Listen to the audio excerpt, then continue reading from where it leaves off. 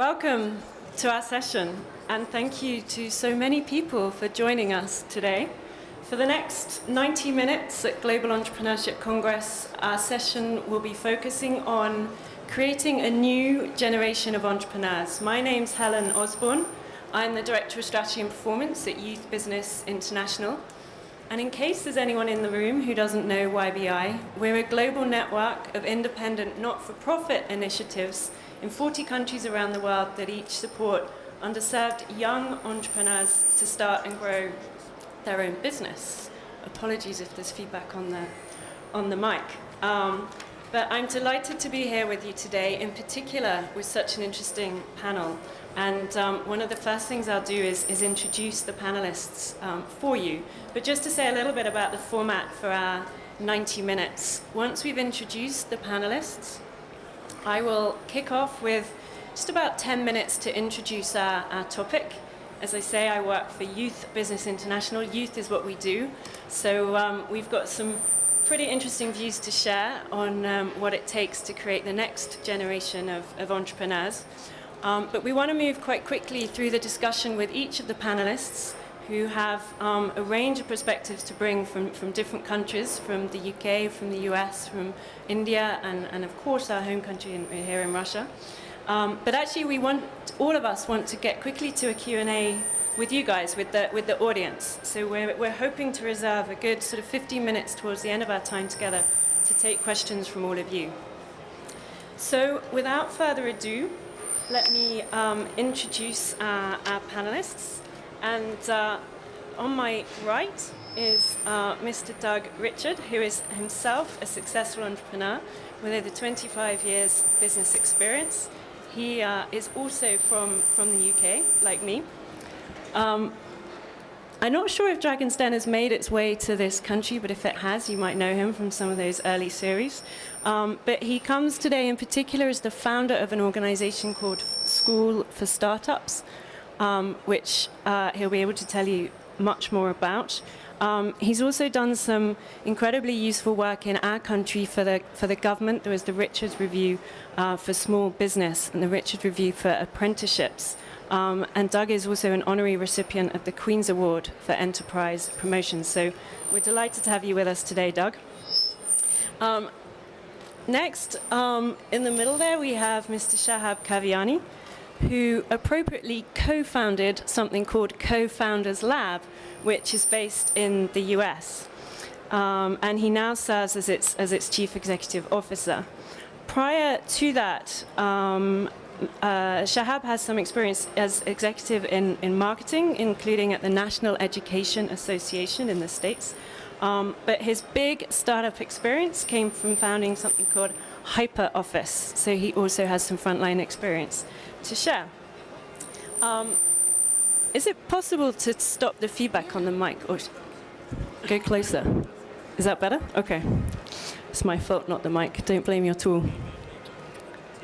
Should I take this off as well? Yeah. Maybe that's not helping. I'll just put the earpiece on when, in case there's any questions in Russian, I'm afraid I'm going to have to put that on. Is that better? Yes. Yeah. So the third member of the panel I'd like to introduce is Mrs. Lakshmi Venkatesan from India, who is one of the YBI family and in fact founded the youth business model in India. She founded BYST, officially launched by HRH, the Prince of Wales, in 1992, and through her 20 years of experience has helped thousands of bottom-of-pyramid entrepreneurs to create tens of thousands of jobs. So again, we're looking forward to hearing from her. We're also joined by Andrei Sharonov, who some of you may have heard of in a session this morning. Since September, Andrei has been the dean at the Moscow School of Management SKOLKOVO. But if we take a step back, in the 90s, he was chairman of the State Committee of the Russian Soviet Federation for Youth Policy, and he headed a committee for youth issues at the Russian Federation. So there's some particularly interesting youth perspectives that we'll be drawing on today. And indeed, he still has a role advising the government, having been the deputy mayor of Moscow. So thank you for joining us today, Andrei. And finally, I'm delighted to say that very rightly we have a young entrepreneur on our panel, and Daniel Mishyn founded his company 6 years ago. He runs a company of, first of all, hostels, but increasingly hotels all across Russia. He was born in Crimea and educated in Russia. When I say he founded his company 6 years ago, I asked him if it was okay to tell you his age. He's 21.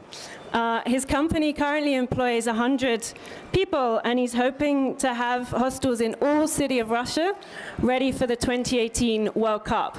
So if you come, he's your man. So thank you very much to all our panel. I'm just, as I say, going to kick off with some introductory remarks just to set our scene, really. But today, it's YBI that's brought together this panel, but very much in collaboration with our local member organization here, Youth Business Russia. So thank you for them, to all their support for this panel. As I mentioned, YBI is a global network. We currently operate in 40 countries, and all the independent initiatives believe in the power of integrated support to help young people start their own business. And really what we want to get into in the session today is is it something that makes the needs and the priorities of young entrepreneurs different? Are there things we need to be doing differently? And for sure, all the people on our panel have a wealth of experience to share with us for that. I should probably also add, given that we're gathered at the Global Entrepreneurship Congress, that YBI is the host of the GEW campaign in the UK, and of the hosts around the world that are gathered, 11 are members in YBI. So we also have a strong community spirit of GEW within our network. And actually, I was going to say, it's a wonderful thing to be giving a talk, to be with you, preaching really to a crowd of the converted. We're all gathered here in recognition of the value of entrepreneurship, its role in driving economies, in shaping innovation, in strengthening communities, in lifting people out of poverty, in alleviating social unrest, and empowering individuals to be change makers. So, as we've said, really this session has two main goals.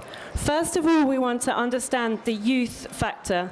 What is it that's going to create the next generation? What's going to enable young people to get going in business? Or should we say more young people? And secondly, I think we'd really like to focus on solutions. I think certainly from our perspective, the debate around entrepreneurship, youth entrepreneurship in particular, is really shifting to solutions. Necessarily, we had to go through a period, I think, of shifting the debate onto the role of entrepreneurship per se, stating the challenge and why it was so important to invest in enterprise. I think that debate is shifting, and for sure, as I say, in the youth enterprise sector, if any of you, for example, followed the WEF debates at Davos this year, that shift was very clear, that actually it's time. A lot of us recognize the value of enterprise, a lot of us recognize the value of investing in the next generation, but what is it that's really going to make what is it that is solutions? What is it that's going to be successful to help young entrepreneurs be the best they can be? So what I'm going to do, just in these introductory remarks, is two things, before then opening up to have a discussion with the panel for a third thing. The two things I'd like to do is just briefly state why we should focus specifically on youth. So this conference is covering a whole range of issues around entrepreneurship. Why specifically youth entrepreneurship? And secondly, what is the status of youth entrepreneurship globally? What are people thinking about getting started in business? How does that compare from younger people to older people? What are their attitudes and aspirations? And actually, the reason I'm able to give you a clear picture of that is because last year, YBI convened a joint venture with the Global Entrepreneurship Monitor, the GEM, which I'm sure some of you will know. And in September last year, at a global summit hosted by YBI, we launched the results of our research, which was the largest ever study of youth entrepreneurship. It covered 69 countries based on a survey of 198,000 people. So it's drawing on that research that I will be giving you some of these insights. But then we will move to a discussion with the panel, and we really want to get into the how. How do we create a new generation of entrepreneurs? And that's where hopefully we'll dig into some of these solutions.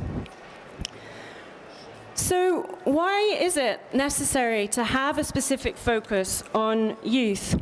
Well, actually, sadly, and as we increasingly see from the research, there are just distortions in the labor market that make it harder for young people to get into work. But here we're focusing on starting up in business. And actually, we see even today that youth unemployment levels are still at their crisis peaks. And worse than that, young people have been disproportionately affected in the labor market by the crisis. For example, in the European Union and developed economies, youth unemployment has increased by 25% from 2008 to 2012. But actually, unemployment underplays the issue. Young people also suffer disproportionately from underemployment or vulnerable employment. They're more likely to be in the working poor. And as the ILO remind us, it's not just a question of jobs, it's decent jobs. And the effects of not having work early in life really creates scars in terms of wages, lower earning potential, and in terms of well-being, health and happiness later in life. And all of that coupled with rising youth populations in many markets. Population trends are looking different, but in a number of key markets, more and more young people are entering the labor force, but economies are less and less capable to create the jobs, and certainly the rate of job creation has been declining since the 1990s. And importantly for this topic, the youth employment to population ratio has been declining since 1997. And finally, against this, and again, it looks worse in certain markets than others, the Middle East and North Africa in particular. There's a mismatch amongst young people of the supply and the demand for skills. So, of course, in general, low growth rates certainly affect the demand. But on the supply side, we're seeing a lack of basic foundational skills amongst the young people.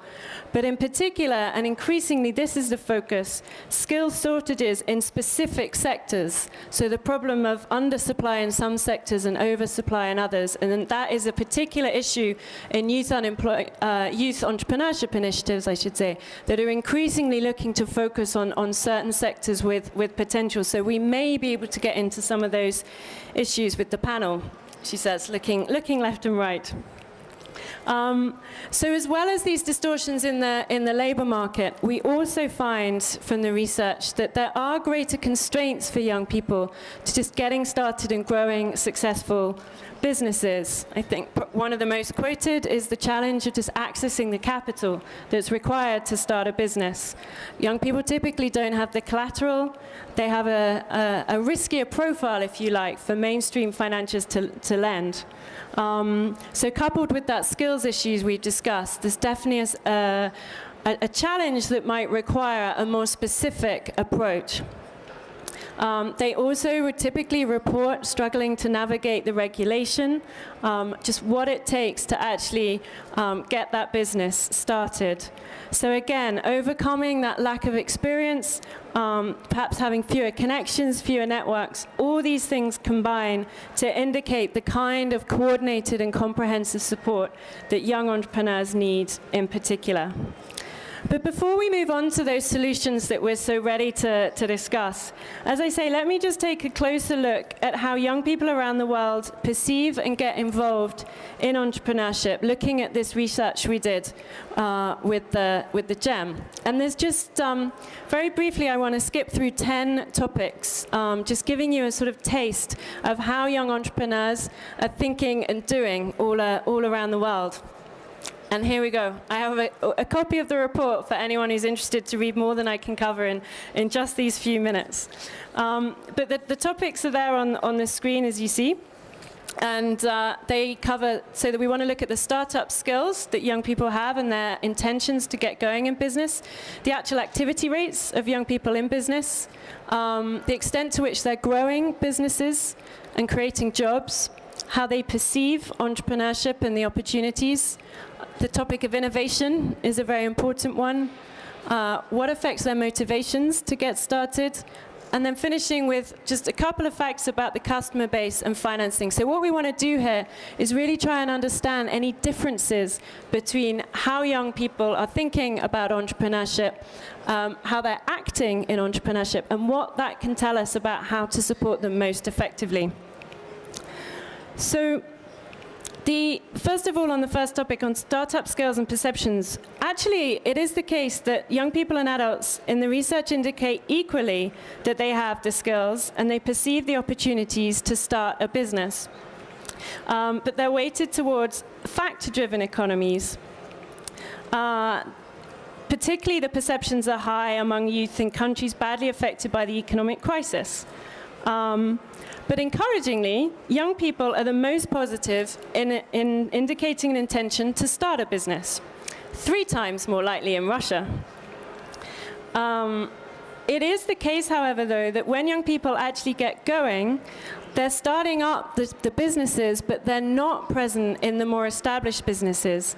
So the businesses that are more than 42 months old, that are really surviving and creating the jobs, are not owned by the younger people. In the States, Shahab, it's 3.6 times more likely that older people are owning the more established businesses. So actually, what can we do to encourage, to ensure that the young people are able to sustain their businesses and hire people? Adults are definitely more likely to be hiring the larger number of people. But we do know that age is a factor. So here on this graph we can see that young people are more likely to get started in business, that actually that's a really encouraging thing we can take away. And then it's tailing off as people get older, but they're not necessarily growing the businesses or hiring the jobs. So we really want to dig into the issue of how they're job creators. There's also challenges of how entrepreneurship is perceived as a good career choice and not having a high status. That can really be a hindrance to young people. Encouragingly, young entrepreneurs perceive their businesses as more innovative, again, especially in the States. But that is not the case in other places like MENA. We know that young people are more likely to focus their business on family and friends as their customer base, and they're more likely to rely on personal sources of income for their finance. So I think that's definitely proving some of the challenges we were mentioning earlier. So there's some key issues that we see specific to young entrepreneurs that we'll be interrogating with our panel. So, without further ado, let me leave up there some more facts about our young entrepreneurs as we open up to the floor.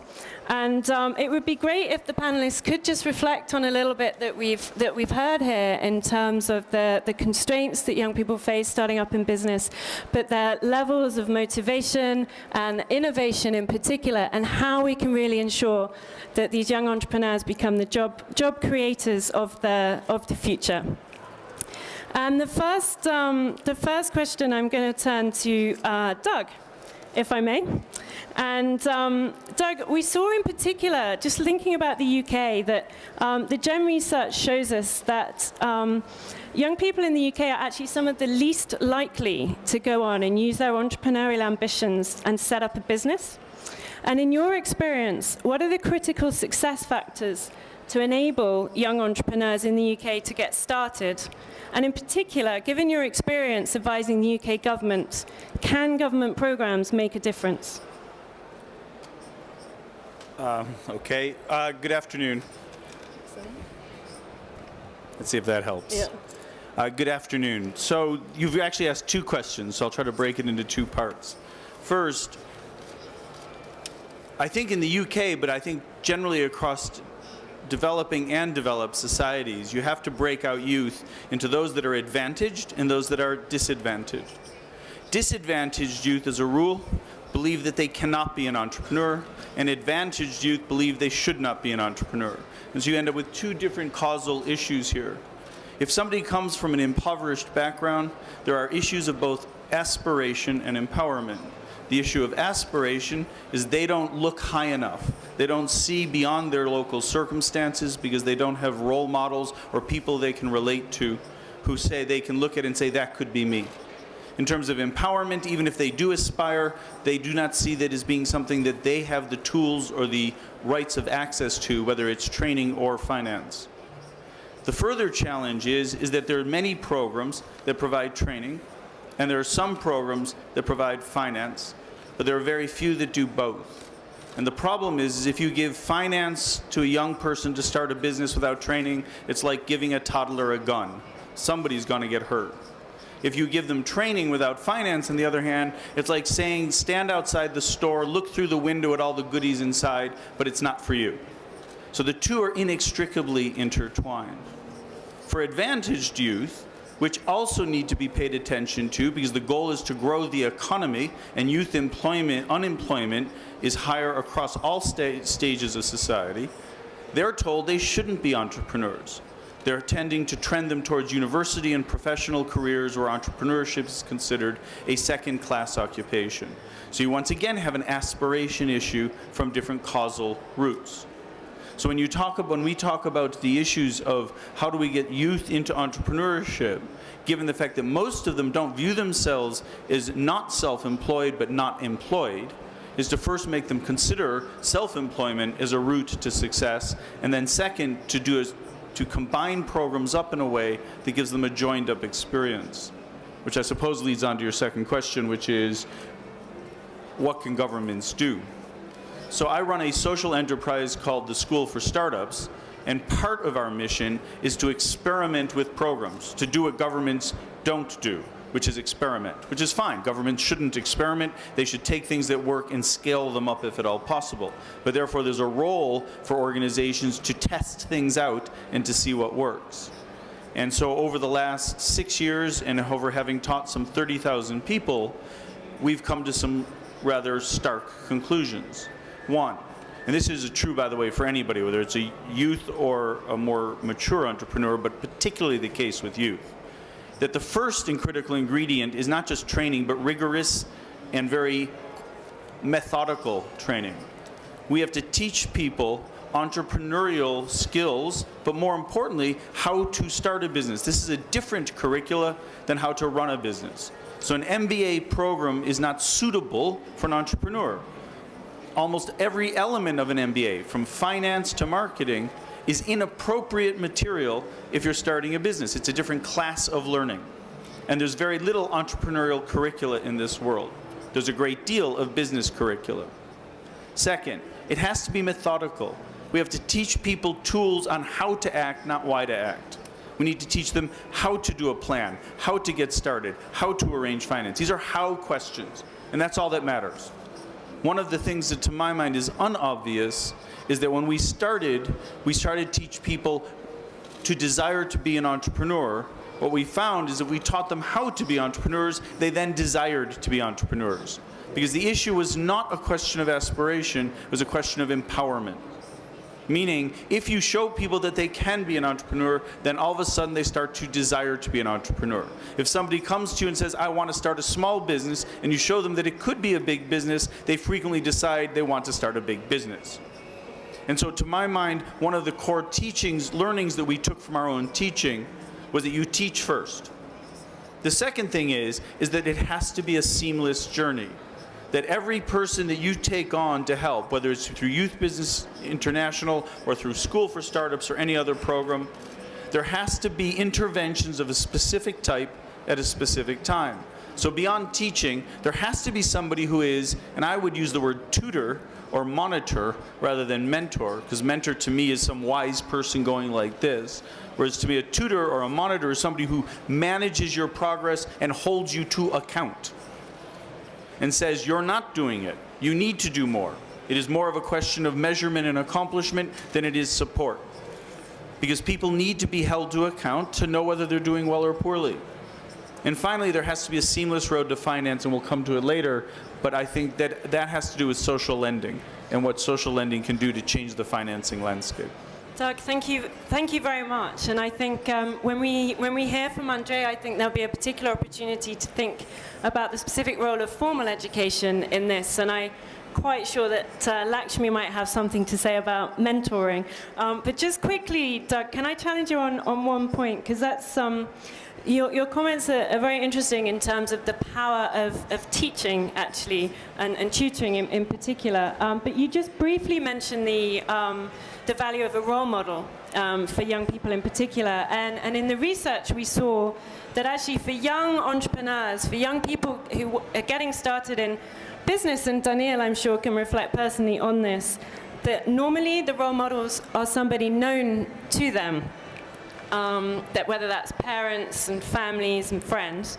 But I just wanted, Doug, just briefly for you to reflect on the value of role models in terms of the aspiration gap that you mentioned, but also in terms of supporting them on that journey. I think we think of role models somewhat incorrectly. You can't put a successful entrepreneur of any age in front of a young person and say, look, you could be them. What you have to do is put a person who's successful in the area in which they want to be successful. So if they want to be in the business of sports, then you need to put a sports figure or a sports entrepreneur in front of them. If you want them to be, if they aspire to be first a doctor and then someone who does medical technology or build devices, then you need to put somebody who's relevant to them in front of them. People are passionate about their passions, not about being an entrepreneur. Thus, our role models have to be relevant to the future we aspire to have. There's no doubt that if there is someone close to you, they're more likely to be a role model. Because role models have two qualities. They have to be somebody you can see yourself being and somebody you believe in already. There has to be a level of trust that's been built.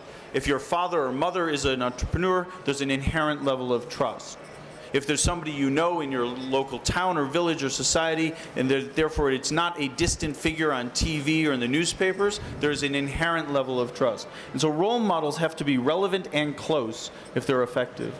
Thank you, Doug. And as we pursue this question of having a fellow traveler with you in your business, Shahab, it would be great to hear from you in terms of how some of these opportunities and challenges compare for young entrepreneurs in the US. And as someone committed to the principle of having a co-founder, as I say, I'm sure you'll be able to reflect on the specifics of having a fellow traveler in that enterprise journey. But if possible, it would also be great to hear that, you know, from the research, this challenge of really converting young entrepreneurs into serious job creators. Do you have some thoughts on what that takes?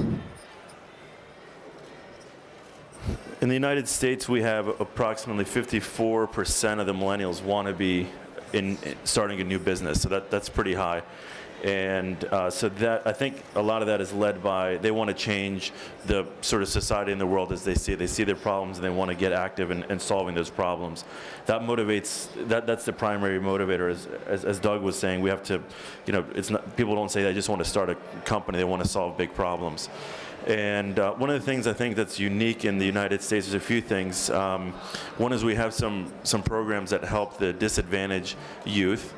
There's a program called the Hillman Foundation, which I'm a mentor for, where it takes the local colleges, students at local colleges, and offers them programs and finances to then bring them to a large university where they otherwise would not have qualified or would have had the means to attend. And so, you know, how can we level the playing field by being merit-based and not so much who can afford to go to the best schools? So I think, you know, having programs like that is excellent for youth. You asked a little bit about the teams and what does it take to have these successful startups. So I'll point out one fact is the biggest culprit for the failed startups are founder-related issues. So this was through some studies done at the Harvard University, and they found that all of the reasons, if we talk about, you know, lack of access to finance, wrong timing, wrong, you know, product market fit, of all of those, the founder, having the wrong combination of founders was the biggest problem. And when I'm talking mostly about the high-scaling companies, the high-scaling startups, not necessarily more of a sort of a lifestyle business or maybe local shop or something, which is certainly valuable piece of the entrepreneurship system. But on the high-scaling companies, we need really high-performing teams. So in the United States, at least, the number is something around 76% of the most successful companies all were multi-founder teams. And in fact, a lot of the VCs now, for example, a lot of the accelerators even won't even finance single-founder companies.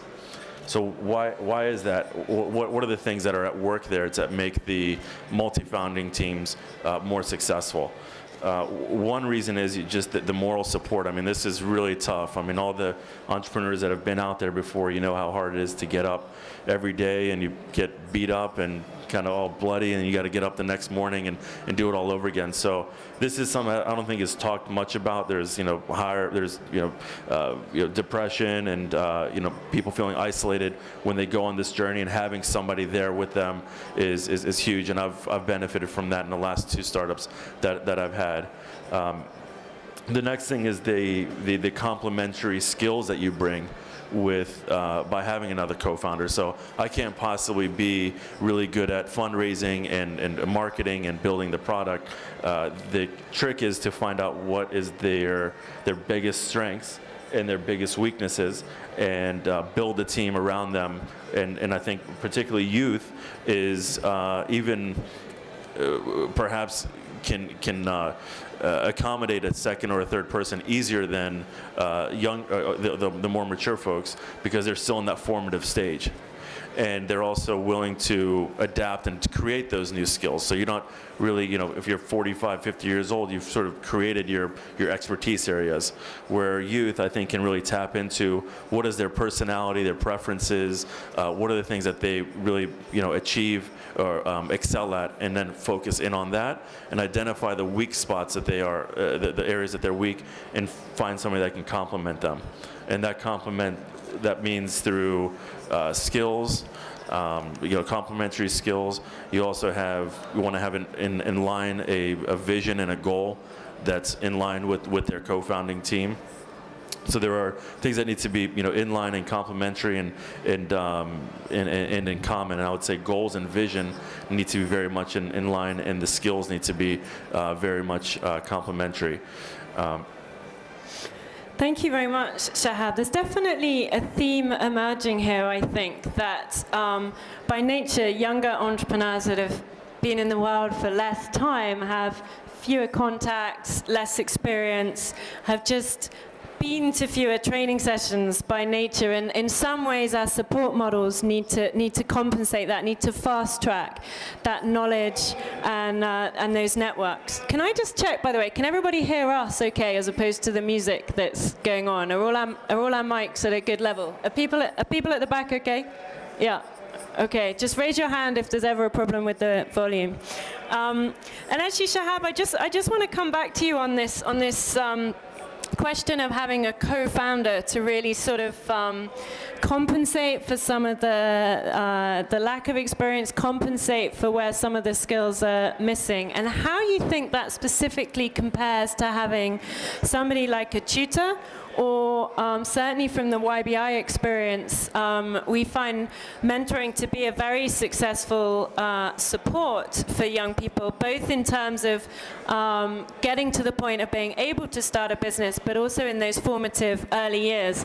And they're not always sort of wise men with long beards, I have to say. But Shahab, I think as we sort of really try to understand in this session the kind of support that's most effective to young entrepreneurs, do you sort of have a view on how a co-founder in particular offers something different or maybe similar to the role of a mentor or a tutor?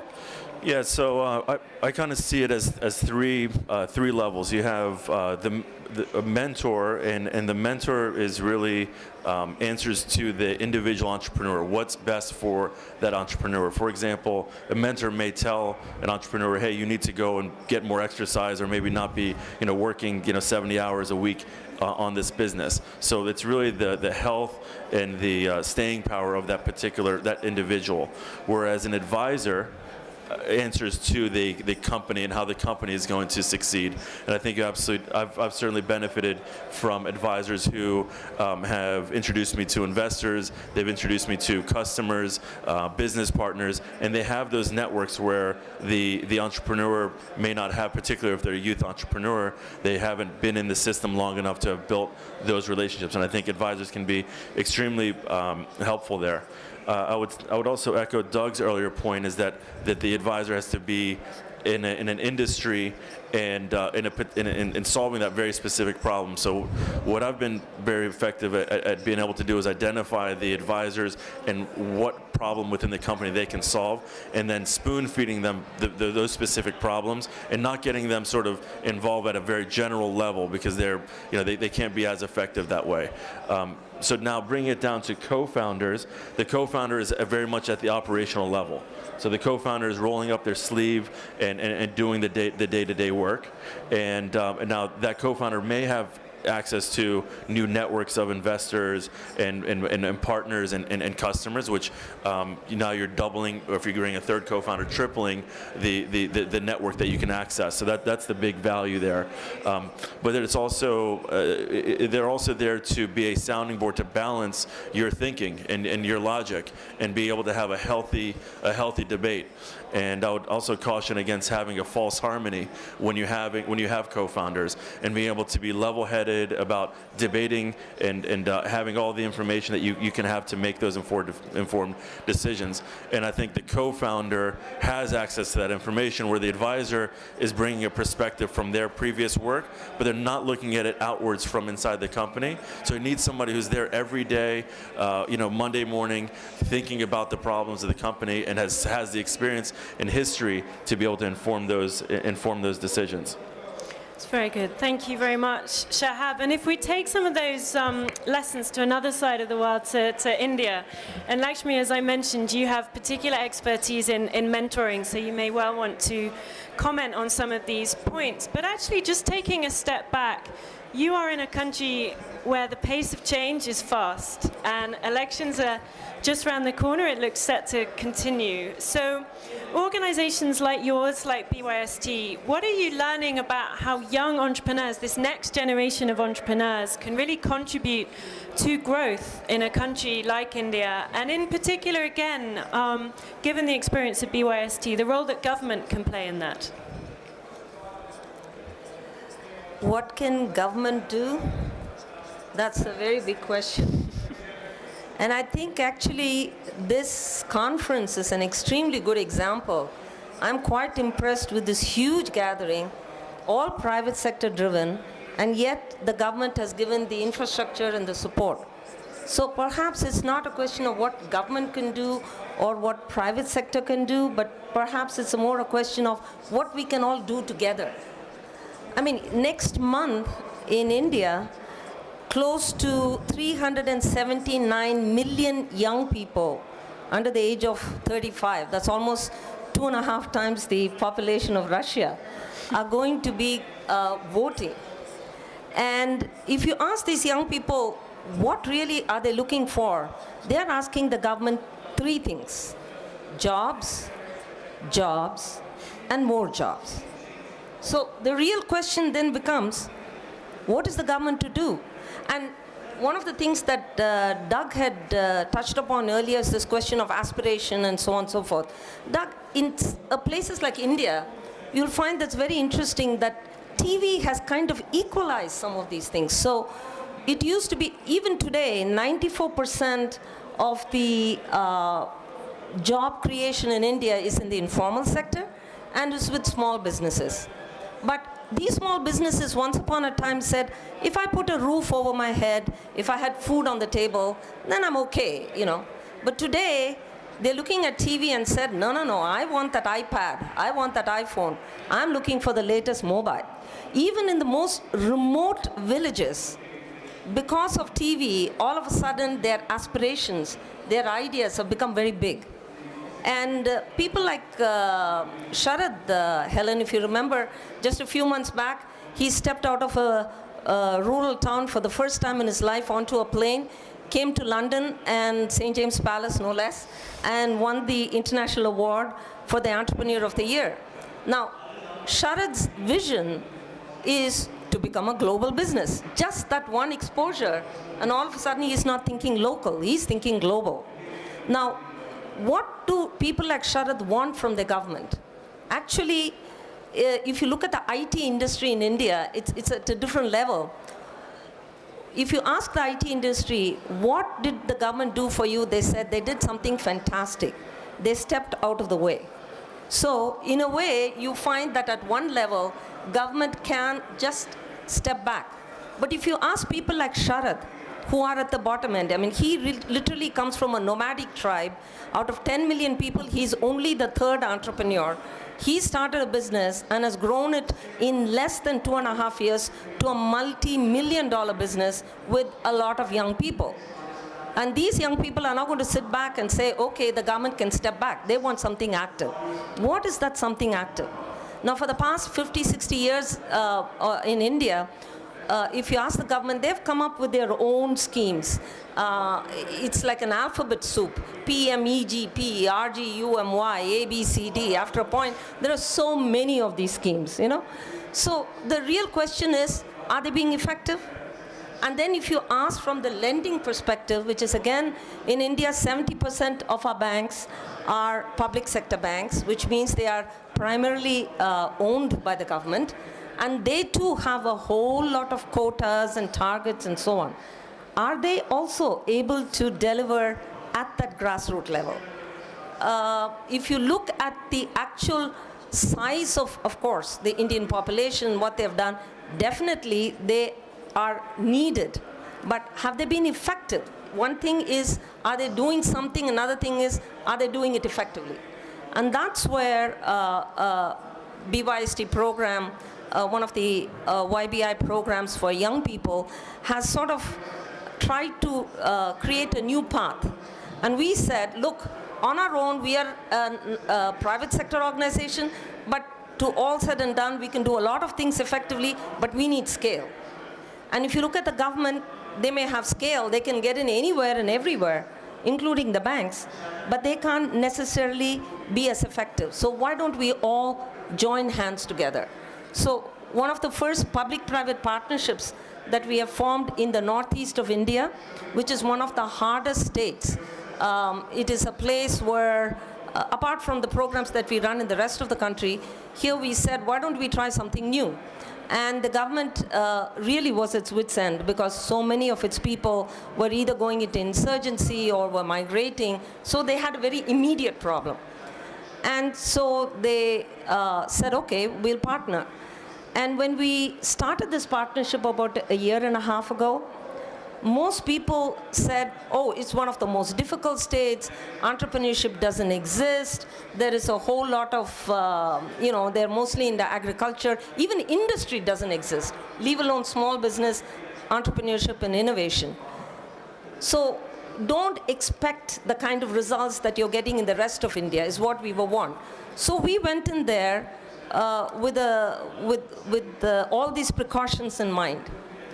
We are so very happy to say that in 1.5 years, we have been able to set up over 100 small businesses, and not only that, 2 or 3 of them have become millionaires within that 1.5 period. One of them, and we're going to nominate them for your award next year, is Tamuli, who is an 8th grade, 8th standard dropout. And he was working in this very traditional bell metal works. It's just a very traditional industry.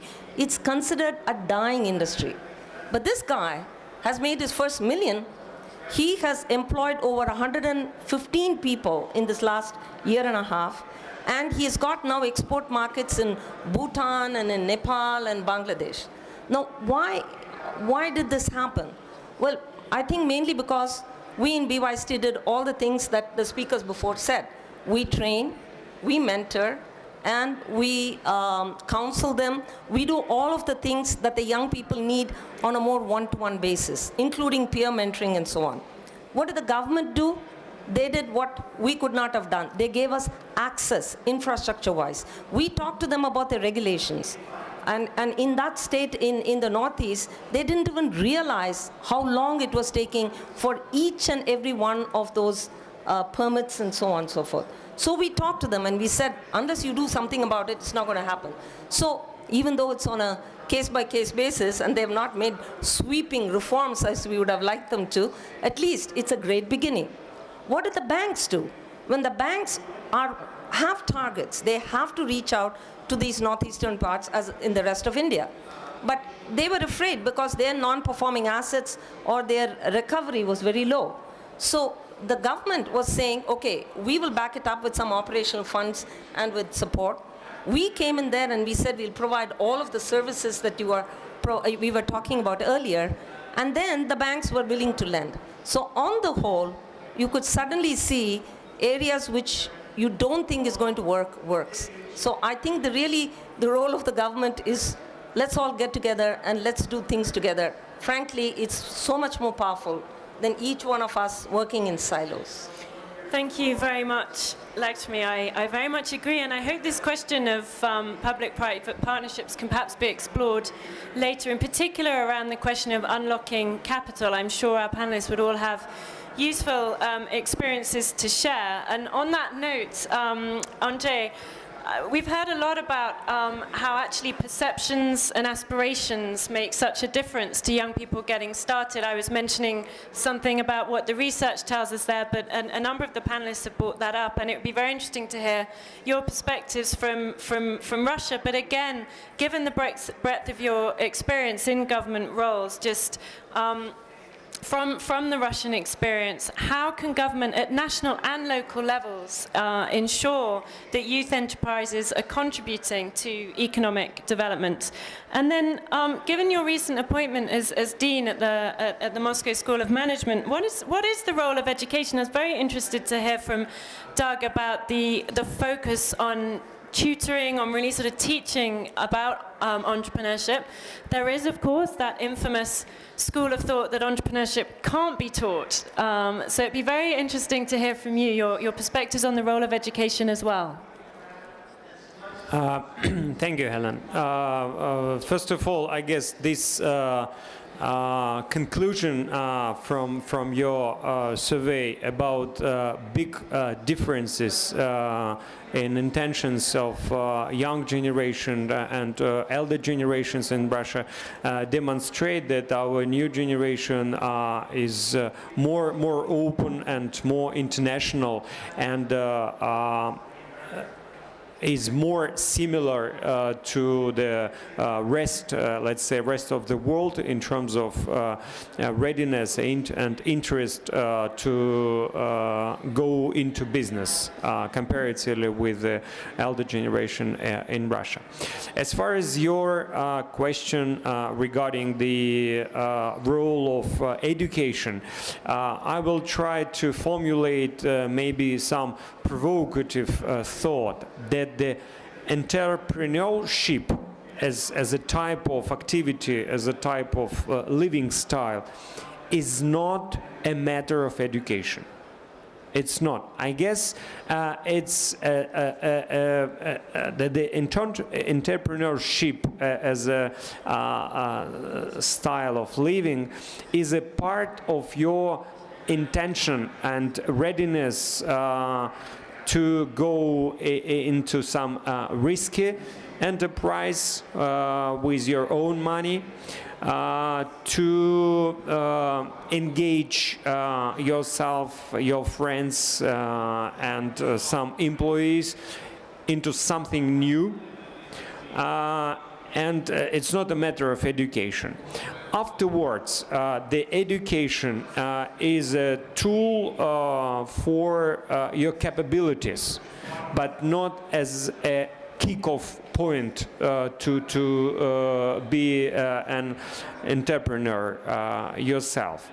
And that's just my previous speaker said that the MBA set of knowledge is not a key factor for entrepreneurs. And there is some numbers that only from 5 to 7% of alumni of Harvard Business School are businessmen as such. The most part of alumni are managers and corporate animals, let's say, rather than entrepreneurs. So it's a specific intentions and way of thinking and doing rather than just the product of education.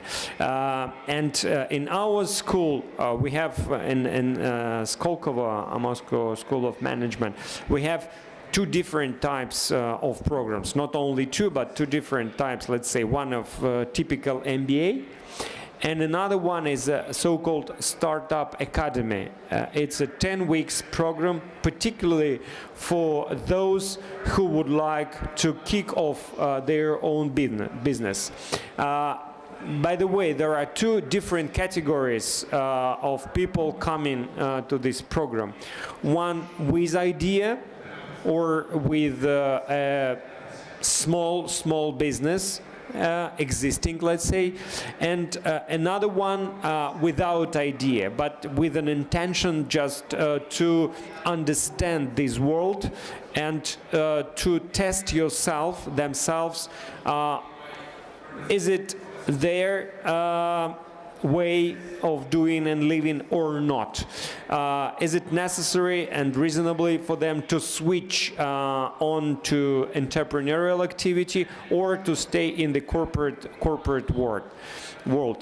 So we are trying to engage people through this program, including mentoring, including meetings with real entrepreneurs who already have both success stories and fails, which is probably more important than just listening those with success stories. To motivate people and to disclose themselves and to answer are they entrepreneurs or not. Very interesting indeed. And may I also just put back that question about the role of government in that, and in particular at the local level, perhaps, given your experience as Deputy Mayor of Moscow. We heard from Lakshmi about the way that the government has enabled in India the unlocking of some capital through public sector banks, so a large contribution from government. What are your perspectives from your experience and from the Russian experience? This morning I mentioned that particularly for Russia, it's important a moral climate and public attitudes towards entrepreneurship as a type of activity because of the absence of long-lasting tradition in this sector. So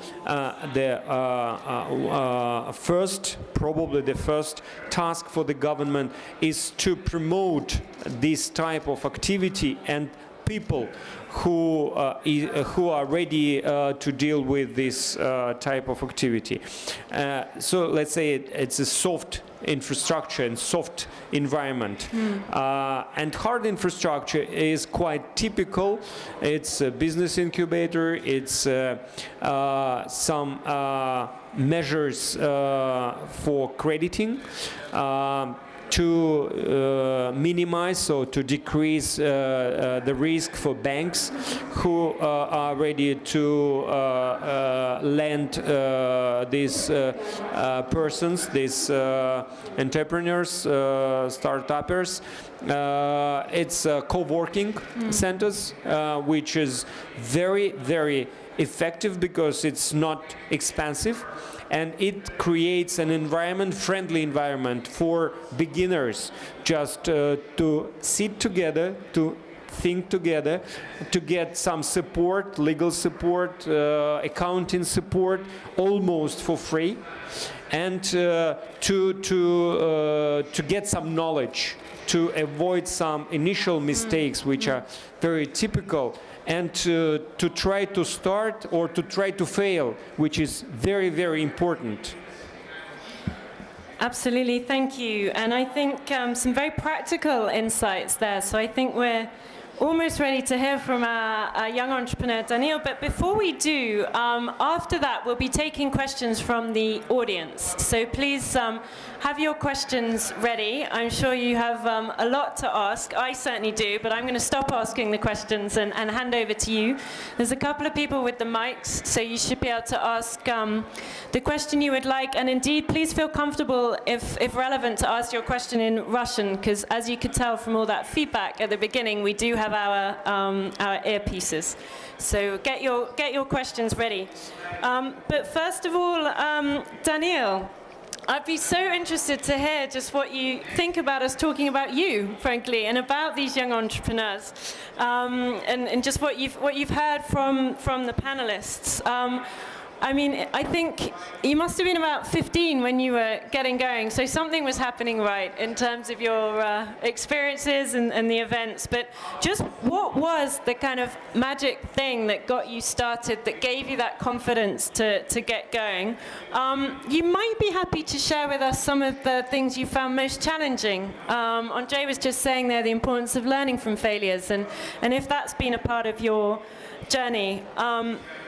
But really, we'd just like to hear from you what you've heard from the panel, and a little bit about what your journey, in terms of what you think that can help us understand about what other young entrepreneurs will need.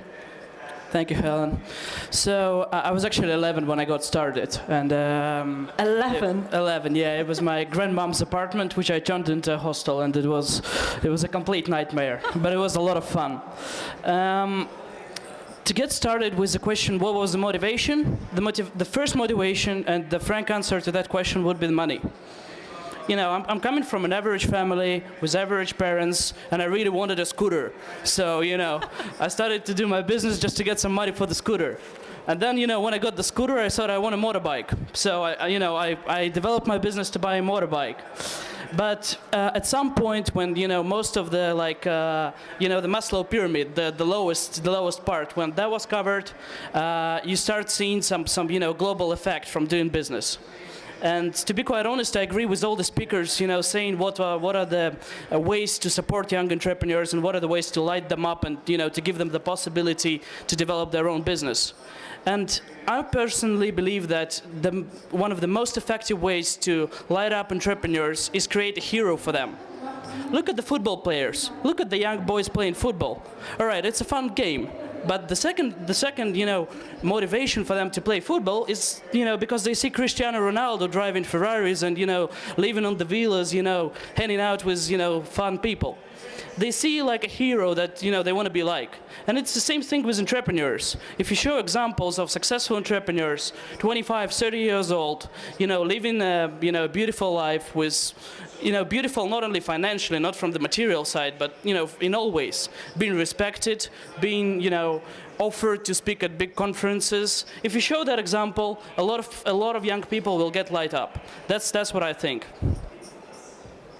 Yeah, I think I'm done. So did you have a role model? Was there somebody that made you feel like that motivated you to get started? Yeah, your grandmother maybe. Yeah, no, I saw a lot of examples of, you know, successful entrepreneurs. When I was young, I saw them. You know, I can see them right now here in Moscow, and I can see, you know, people doing great things, and, you know, opening big businesses, affecting the environment a lot. You know, creating transcontinental and, you know, multinational corporations. That's what drives me now. I want to create a big company. But I can see that at different stages of creating your business, you need a different motivation, and you need, you know, a different example. A different, you know, a different orient, let's call it this way. Sure. And I spoke at the beginning from the point of view of the research about how there's a lot to be encouraged by, that actually young people have really strong intentions to start businesses. I mean, I'm generalizing, and as someone interested in research, that's the least favorite thing to do. But for the benefit of this panel, let's draw some of these conclusions that you know, there are young people who are actually, it is young people who are the nascent and the new entrepreneurs. So up to the first couple of years of businesses, it's mainly young people that are represented there. But they're not necessarily pushing through to create the really big enterprises that are sustaining, and in particular those that are creating the jobs. Now, you said to me that you currently employ, through your franchising model, to be fair, but currently employ around 100 people. How did you get to the point when you were ready to hire people at a sort of serious level? And what's been your experience of hiring? I often hear from young entrepreneurs that actually that's one of the most challenging parts of running a business, getting the talent right. What's your experience there? Well, I do agree that it's challenging, but it's a lot of fun as well on the other side. You know, my financial director is 55 years old, and, you know, it's a lot of fun to hire somebody that is as old as your father. So, no, I mean, like, generally hiring people is always struggling, no matter how old you are. When you're younger, you don't have that much experience, so you always step, you know, and you always make mistakes. But, you know, step by step, you kind of, you know, make some conclusions and you start hiring the right people. But I guess that's the answer. Yeah, absolutely. Thank you. So before we close the panel, I just want to let all the panelists know that at the end of the session, they'll have a chance to sort of respond to everything they've heard. There's been quite a range of views, so if you want to come back on any of that at the end, there'll be a chance for each of you to sort of give some summary comments. But now, we gave you a little bit of warning. There's some hands going up, which is great. We'd like to use at least about 15 minutes to have some questions from you guys to the panelists. If you're happy to, it would be good to know your name and if you represent an organization or a business to share that, and if your question goes to anyone in particular. So you took a front seat, so I think you get to ask the first question. 1, 2, 1, 2. It's not working. It's working. Okay. Thank you for the discussion. Thank you, Doug, for review. And my name is Eugene. I'm like individual entrepreneur now, but I'm working in the government as an entrepreneurial ecosystem. And I know the Global Entrepreneurship Monitor in these 3 times is, you know, it's between 6 and 2%. So it's nothing, there is no sense. For the last 4 years, or maybe since 2008, Russia is the lowest country by the people who wants to make business. It's 6 to 10%. It not depend young or not young. And the question that I want to ask is about the tutors, mentors, and the other stuff. How do you think is a social system of entrepreneurs could make the mentors and tutors not so important when just one young entrepreneur can tutor another young entrepreneur in the several ways? And how do you think, what gap between the experience must be between mentor and mentee? Because, you know, if you got the old mentor and someone who just start business, they don't have the same experience, but the experience of the old man is just useless. You need someone who wants to start business last 2 years, and the Global Entrepreneurship Monitor is the thing that says it.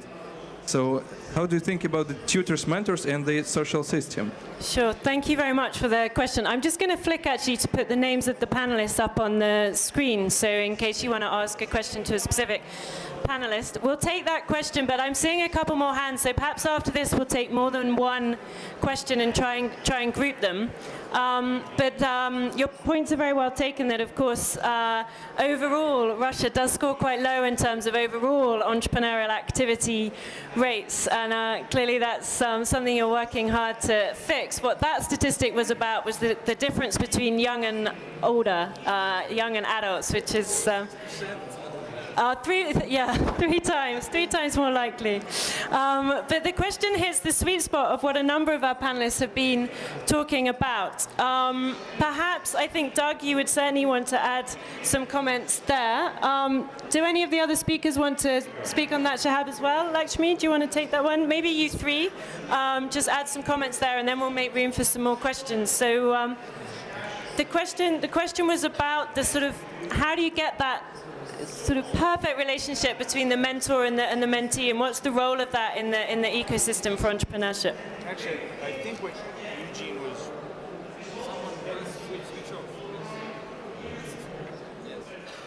Thank you. Technology's not my friend.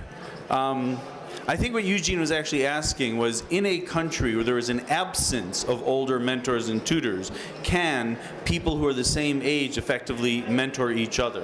Is that what you were actually asking? Close enough? Okay, I'll answer that question. You do not need a mentor to start a business. You don't need a tutor to start a business. You don't need an education to start a business. But the likelihood of success increases with each of them. Most businesses fail globally. Most young businesses fail in the first year, second, third, or fourth. It's an uncommon business, a minority of businesses that first survive and then prosper. Therefore, when you talk about intervention and support, what we're really talking about are survival rates and success, and moving them. So when you ask the question, can peers help each other? The answer is, of course they can. In fact, one of the most powerful tools, which really ties into what Shahab was talking about, is this notion not just of co-founders, but of people who are all starting businesses being together. And therefore, as Andrei points out, co-working spaces facilitate people being near one another. That's informal support of another type, and it works too. All these things work. Is it the most powerful? I have absolutely no idea, and I guarantee you no one else does either. So, Shahab, maybe you do? Well, so the peer-to-peer learning, there's a group in Washington, D.C. that's called NetCedo, and it's a group, like 5 groups, each of them have about 10 founders. You have to be a founder, and the company has to be less than 3 years old. And they've been having really great success. I've sat in on it. And I think what's happening there is some of the problems that we're trying to solve have never been solved before. So if you can have groupthink of people going through it together, you can uncover sort of new discoveries. And I think definitely to have a small peer, I would keep that same peer group intact. So I have about 4 founder friends that we meet on a very regular basis. We bring each other challenges, problems, and we're in similar stages of our startup. And in different dimensions of the company, I'm a few chapters ahead of my peer in, say, fundraising, where my peer might be further along on, say, APIs with third-party products, right? So I might be, further behind in that. So you try and identify what sort of dimensions you're further ahead than others. And I think it's a great tool on CoFoundersLab, where this network where people are finding co-founders.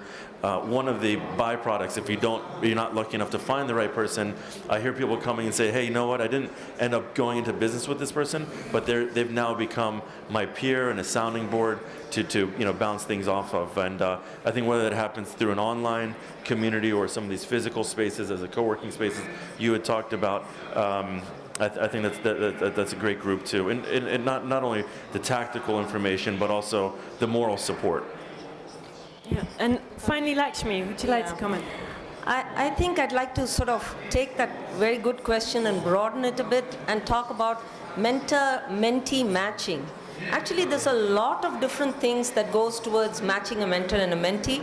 Age is certainly one of them, but so is gender, and so is socio-economic status. When someone comes from a very disadvantaged, someone comes from an advantage, as you will find in many of our rural areas, they are very intimidated. The entrepreneur is very intimidated to go and approach the mentor. So there is a multi-dimensional issue when you match mentor and mentee. And I agree with Doug and all the other speakers, there is no magic formula. However, we find that when we literally pair them, and after doing some kind of a matching of a variety of factors, first we ask the entrepreneur, what are you looking for? And through them, no, but to a large extent they may not know. But what they say is, they at least they say that, I believe I need this. So that's a starting point. Once you start with that, we have changed mentors. We have changed mentees, and we have done a lot of that. So mentor I would say it's more an art than a science. And there's actually a session dedicated to mentoring at 6 o'clock. in this room. So if you want to hear more about mentoring, please come along to that session. We can take some other questions. I can see at least 3 hands go up. So we're going to take all 3 of those now to make sure we get through as many as we can. So the first question is here in the corner. The gentleman at the side, is there somebody with a mic? Yes? Oh, go ahead. Oh, this guy. Yep.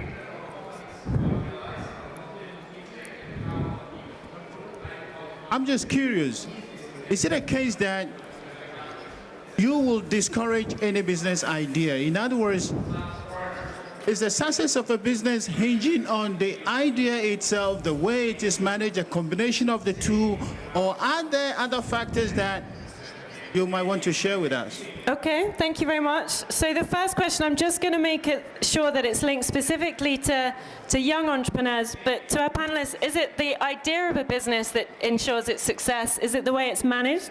Or is it a combination of the two? The second question, there was a lady here. Do you have a microphone? Yeah. There's a lady there. That lady there. Is that all right? Daniel, my question is to you. I would like to learn from you maybe 3 or 4 points why you think your business succeeded. Well, my business. Thank you very much. Short and sweet. We like them that way. I denied a lady just there the opportunity to ask a question. I'm sorry. Would you like to ask your question? There we go. Yes, please. My question is primarily to Doug. My name is Maria, and currently I'm in the process of creating a social organization which deals with leadership at the level of schools, so public schools basically. And my question dealt with your idea that there are disadvantaged, basically, people who do not have the aspiration or maybe do not feel empowered to start their own business or to change society in some way. Do you think, like, what or when do you think it's the right time to start educating these people that they can be entrepreneurs, they can be empowered, can feel empowered? This is number one. And if you think that the right time to start is already at the level of high school education, then what do you see as the potential opportunity there, and how this can be executed in high schools? Thank you very much. Okay, so the first question was about what does it take to make a business successful. So the power of the moderator, I'm going to merge that into the second question actually and turn it over to Daniel, because you were also asked about the 3 success factors. So bearing in mind the first question, is it the power of your idea in the first place about your business, or is it the way you manage your business, or both? And then what other success factors have really led to your you sitting here at the age of 21? Yeah. I will get started with the second one, and I think the top 3 is really they're all the same. Is really to want to do the business, really to want your idea come alive. If you have a dream, if you have some idea and you want it to make it happen, and you really want it, then it will make happen. And you will go through any barrier, you will go through any risk, you will go through any problem, but you will make it happen if you really want it. But it's actually a question whether you really want it or you kind of want it. That's the thing. But if you really want it, then then you will accomplish it. And the first question, I really can you repeat it to me again, please, if it's okay? Yeah, it was about whether the secret of your success, which sounds a lot like just a lot of hard work and a lot of motivation, but is it the idea that you have in the first place about the business you want to start that means you'll be successful, or is it about how you manage your business? Or maybe it's both? It's definitely both. It's definitely both. No, sorry. Yeah, it's definitely both. Like if you have an idea that drives you, if you have an idea that you really believe that there is a client for that something that you're doing has sense in it, something that you're doing has logics in it, and people need it, then you manage it well, then the idea comes true. It's definitely both. The factor of idea and the factor of accomplishing the idea and making it happen. Yeah, absolutely. And actually we saw in the research that one of the main motivations, notwithstanding the power of people to motivate, say your family, your friends, or even some of the more famous entrepreneurs, actually one of the most motivating factors for young entrepreneurs was seeing that that opportunity, was having that idea that they felt nobody else has. But it sounds to me that you're right. That alone isn't gonna lead to your success. Let's take the next question so that we can jump to just a couple more before we wrap up. And Andrei, I wondered if you'd be happy to respond to this one. The question was around opening up entrepreneurship as an opportunity to as many people as possible, including disadvantaged people, including people for whom it might not be an easy choice. And actually on that, where does education come in? How early does education need to come in? Is it in high school, for example? Maybe it's sooner. But if so, how do we do that effectively? So your thoughts on that would be appreciated. Yes, I have said that entrepreneurship is not a matter of education, but to inform people or pupils as early as possible about this sort of activity is very important, just to formate the future potential entrepreneur. And in this sense, all programs, both public and private, are very, very important, just to show, to demonstrate, to disclose these opportunities. I know some programs in Russia, and for example, IBLF program for young entrepreneurship, which is delivered by IBLF in different regions, is very successful, demanded, and supported by local both officials and NGOs. I guess in many countries where there are public agencies on youth policy, like in Russia, like in Germany, and in other countries, this so-called young entrepreneurship is a part of this national governmental policy, and it's also a way to not to push forward people towards entrepreneurship, but just to demonstrate such an opportunity. And it could motivate children, if you would like, from the very beginning to think about it and to be preparing themselves for the later activity in that particular direction. Yeah, so really raising the awareness. I think we've got time for one more question, because I would like each of the panelists to give a chance to summarize their comments. We can maybe stretch to two. Are there any more questions in the room? I can see three hands. Okay, let's do three more. These three hands that are up. So there's 1, 2, and 3 at the back there. So can you keep your hands up so that the people with the mics can find you quickly? Good afternoon. Sorry, my name is Alejandro. I'm a founder of my own startup, and I'm also a student from the UK. My question is to Mr. Andrei, and also for anybody else that could answer it to me.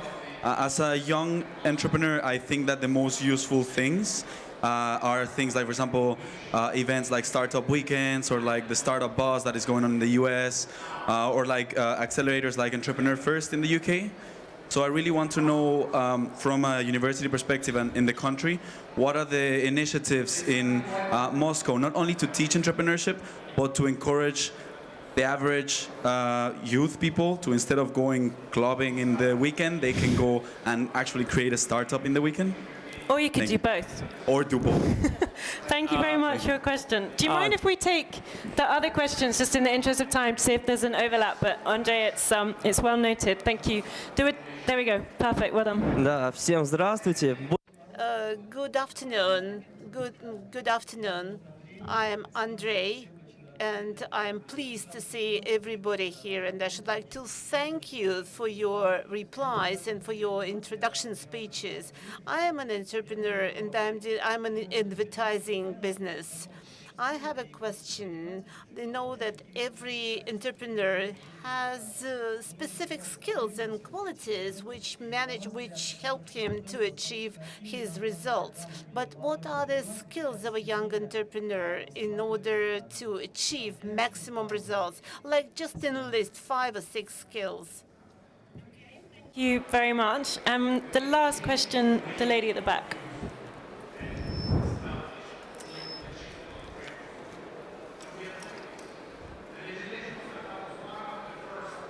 Hi.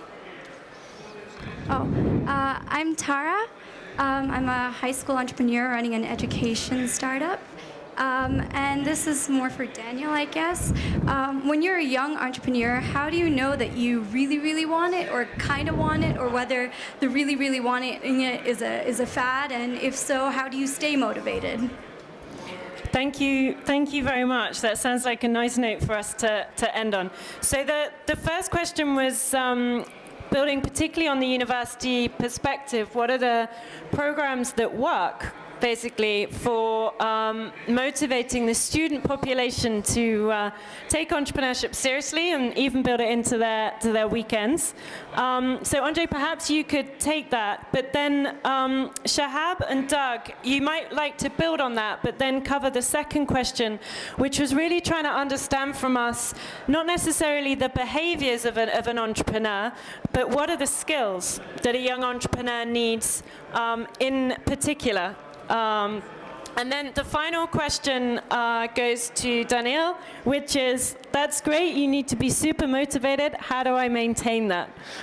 So Andrei, to you first from the university perspective.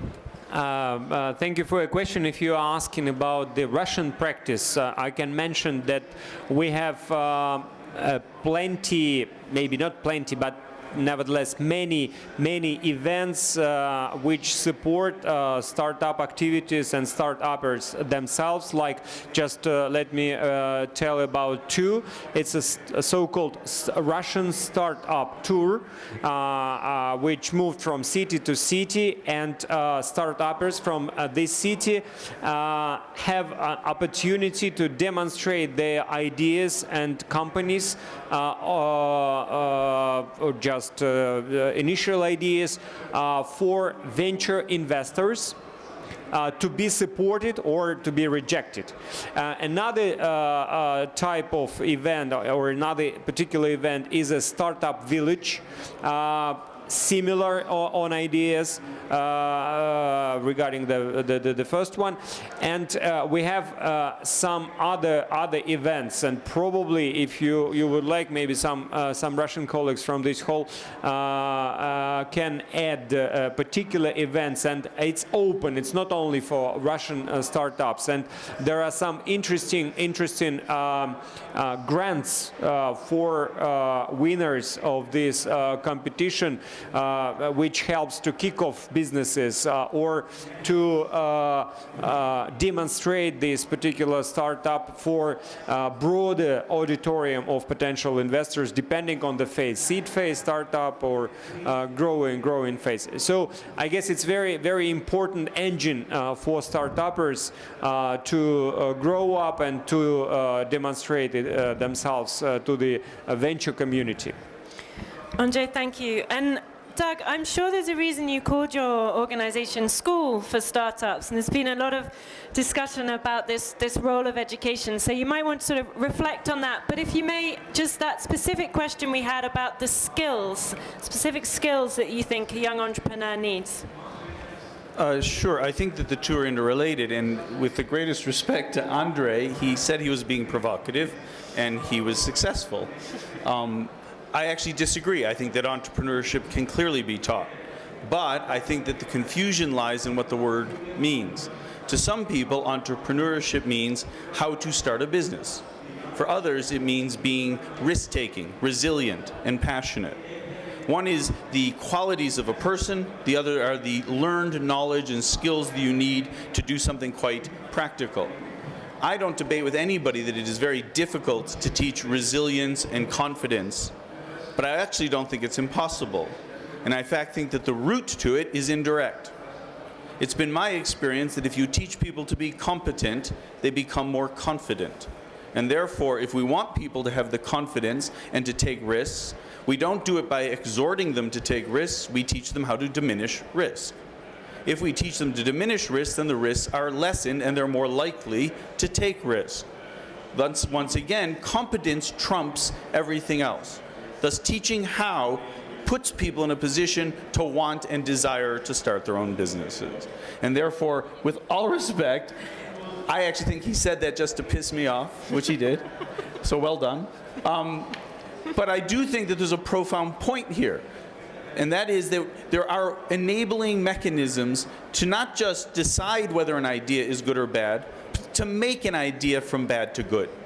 So to the gentleman's question, what is the most important skill an entrepreneur can have? It's to know whether an idea is good or bad. By definition, a startup is an organization in search of a business model. Because once you have a business model, you're not a startup anymore. You're a growth business. Therefore, understanding what constitutes a business model, how to analyze business models, how to test your proposition in the real world are learnable skills that once taught put you in a position to grow successful businesses. And therefore, if you're going to be a successful entrepreneur, you can be taught, and we as people who teach must start to teach. Thank you. Thank you. And Shahab, finally, any thoughts on this question of skills? Sure. I also just wanted to add to Andrei's answer about the sort of community events. There's, it's really up to the community themselves to volunteer to create those organized events. I think there's great things happening at Digital October and around Moscow that you can attend. CoFoundersLab hosts events for team formation. So, but they can only survive if the community steps up and volunteers. But as far as the skills, I'll take a couple of pages out of the Founder Institute's screening process, which one of the things they look for is what they call fluid intelligence, so the ability to move from one task to another very smoothly, whether you're talking with a customer and then the next moment you have to talk with an investor and be able to make those transitions very smoothly, which comes with a lot of practice, and also being level-headed and being separating yourself from the idea that you have, whether it's the idea for the business entirely or just for that particular decision you're making at that moment, and being able to be informed with more objectively. So I know it's a big debate on whether you're born an entrepreneur or it can be learned. I think I think it's an important thing to get to the bottom of, because all these resources that's going into our community of entrepreneurs, we have to be giving them to the people who have the highest chance of actually succeeding. And particularly in the youth period, I think when the question was asked, should we teach at the high school level? I think all of those are just ways to filter, to expose and draw out the people who are potentially the best entrepreneurs. And I do think that's something that is sort of more inherently, part of your genetic makeup, and we are learning a lot. There's a lot of advancing sciences around this, where we in particular are working with assessment tools that are coming out of Berkeley University, Eckerd College in Florida, and MIT, to be able to understand what do those folks look like that have a higher propensity. Now, can you score low and be a successful entrepreneur? Definitely, but I think there are, if we can try and identify what those qualities are, and just to bring it back to your question, I think some of the additional qualities are perseverance, and because it's really, really hard, and as you know, you're not going to get it right the first time. You got to just get back up and do it.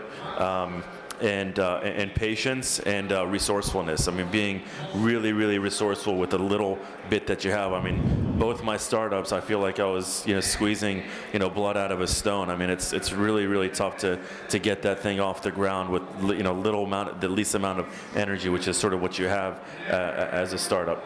Thank you very much. So we have just a couple of minutes left together. So Daniel, to take that final question, this could perhaps be your closing comments for the panel, and perhaps some of what Shahab said just then speaks as well to how you sustain that passion. But what is it that keeps you growing your business? Right, so the first part of the question was how do you divide, like really want it and kind of want it, right? So it's not really something that you can measure, that this is like you really want it and this is you kind of want it. You just cannot measure that. But to me, like, it looks, you know, when you stay working while you have a possibility of doing something more fun, of hanging out with your friends, of traveling and doing something else, but you stay loyal to a business, you keep working and you're happy about it, that's when you really want it. That's what I think it is. And when it comes up to, like, let's call it motivation maintenance, when it comes up to that, I think that each person has their own, like, key factors. Some people, you know, have the ideas of creating the future and, you know, social ideas and globals. To me personally, I keep motivated and I keep very motivated when I have competition.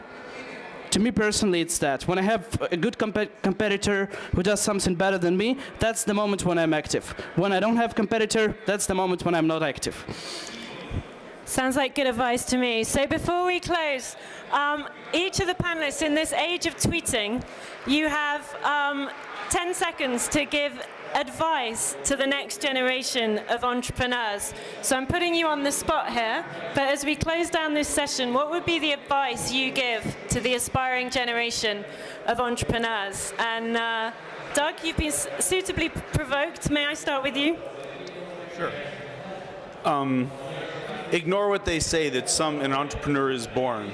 Anybody who wants to be an entrepreneur can be an entrepreneur. It's all within our grasp.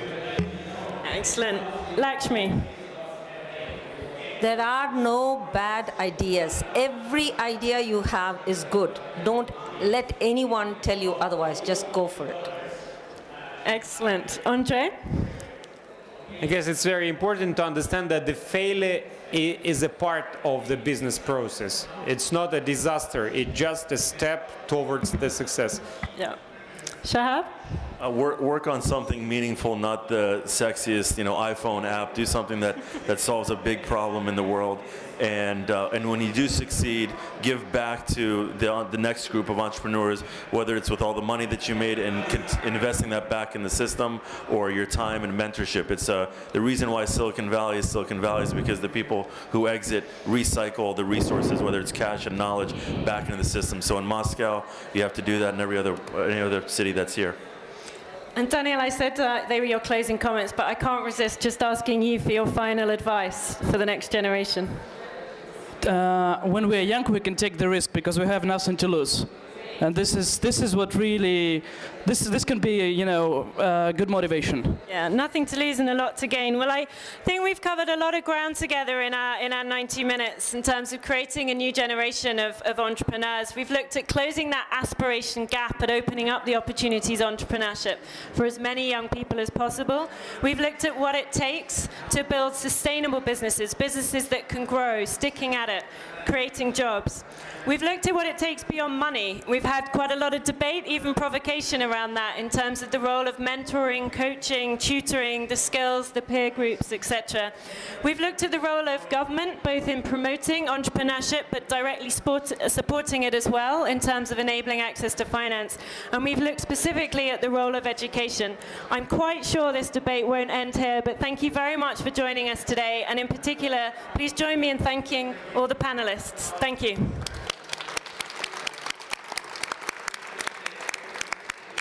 Well done, you.